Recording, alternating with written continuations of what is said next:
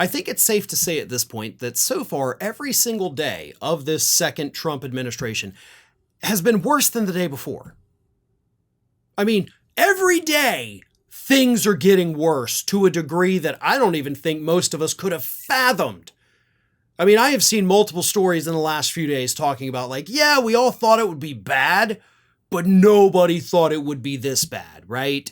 I mean, nobody thought, really, honestly, that we would be at the point 2.5 weeks into this administration, not even, where Donald Trump said, you know what?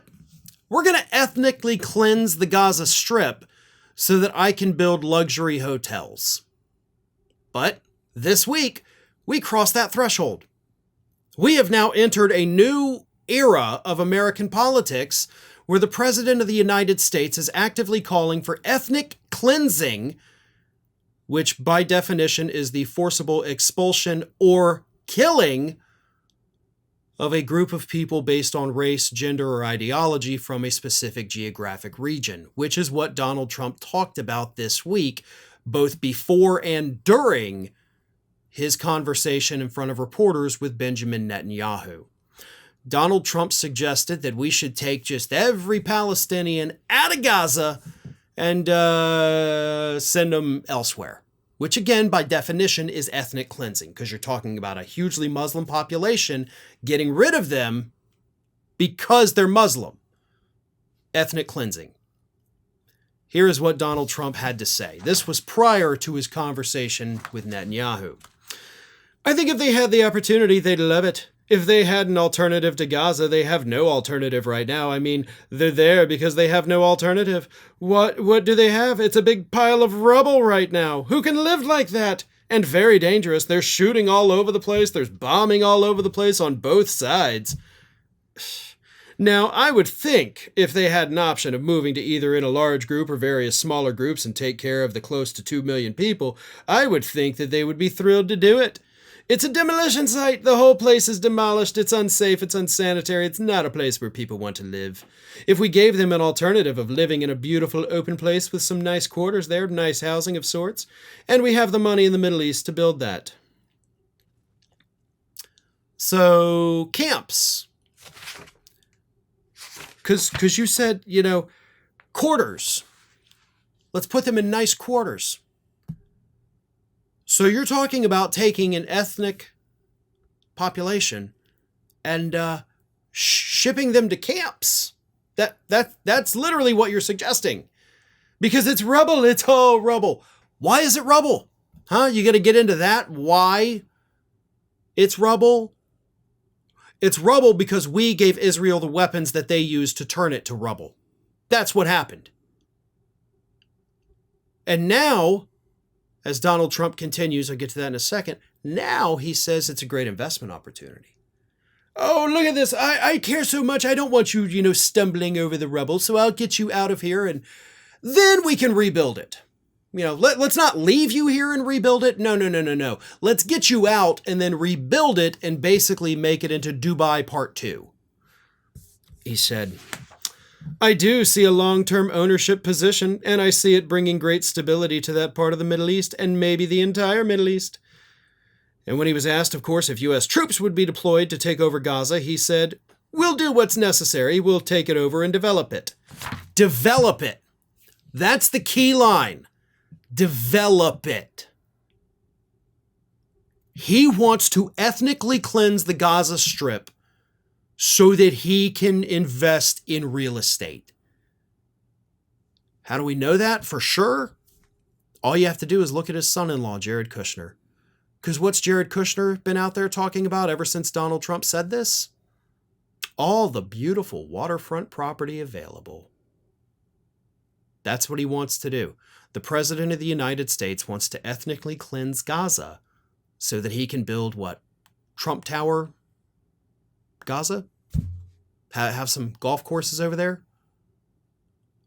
That's what he's doing. That's what he wants. And to make it even sicker, here's what Netanyahu said about it.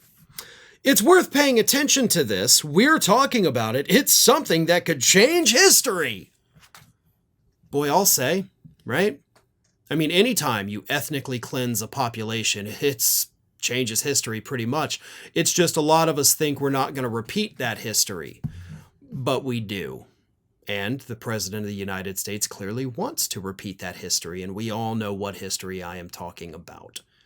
In fact, take your pick from human history of instances like this. But this is what we're looking at, and this is what we're dealing with. And I wouldn't be doing my job if I didn't talk about the blame game that's taking place right now on social media following Donald Trump's announcement of this. You've got two sides on the left here, right? You've got the more establishment types, the Democrats are always right, and then you've got the far left people, the Democrats are always wrong and need to get better types. But right now they are at each other's throats on social media over this. Because you got half of them saying like, this is what you get, you said, you called him Genocide Joe. You're not calling him Genocide Don when he's actually trying to do that. And you sat out or you voted third party because you weren't happy with what Biden was doing with Israel and Palestine, so this is your fault. And then, of course, you have the other folks, further to the left, the more progressive side saying, no, look, this is what happens. If Harris or Biden had not started this, Trump wouldn't be in a position to do this today. And I got to tell you, I'm going to take the side right now of who fucking cares. That's the side I am taking right now. Biden was bad on this issue. Progressives 100% right about that. The other side also 100% right. Like, we did have a lot of people who this was their big issue and they said, well, screw it, I'm not going to vote. Well, that played a role. I mean, statistically, the polls showed that played a role in Trump winning. Because they thought, well, it's not going to be any worse than what we see today. And now it is. But none of that is helpful, and none of that matters. But these people squabbling online about this are missing the big point. We can't do anything about what had happened in the 2024 election, okay? And typically, by the way, I am, with the people on the progressive side of this. I was unhappy with everything Biden did regarding this. I didn't like any of it. I don't agree with sending Israel all these weapons. They're using it to just straight up kill people. But at this point, none of that matters. My take on the situation doesn't matter. This blame game is stupid and distracting. Because if we're sitting here as liberals, progressives, Democrats, whatever the frick you want to call yourself, if we're sitting here and we're fighting each other, do you know what's happening? This son of a bitch in the White House is planning how to make a Trump Tower over there by getting rid of all these people and ethnically cleansing the area, okay? But no, you got to be busy fighting this dude on Twitter or Blue Sky and making videos about how I was right and they were wrong, or they were right and I was wrong. You're not helping.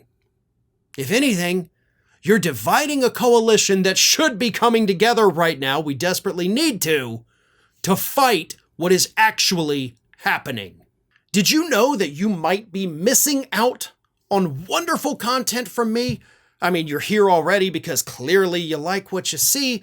So if you're not already, please do subscribe to the channel. Make sure you like the video, share them with your friends and family, but also follow me across the rest of the social media world. And it's not that hard to do. Whether it's X or Twitter, whatever you want to call it, Facebook, Instagram, TikTok, Threads, on every one of those platforms, you can find me at the username @FarronBalanced. Simple enough, right? So get on it. And if you don't feel like going to each one of those outlets individually, lucky for you, we have links in the description of this video to take you right to my pages across all of social media. So don't miss a minute. And while you're at it, make sure you're also subscribed to the Ring of Fire YouTube channel, which I have been hosting for many, many years now. We've got more than 1 million subscribers over there, and there is fresh content over there every single day of the week. So again, if you're not subscribed, subscribe to this channel, and while you're at it, go subscribe to Ring of Fire at youtube.com/The Ring of Fire and @FarronBalanced across every social media platform. That, of course, is not considered just a far-right hellscape Well, maybe Twitter is, but that's a story for a different day.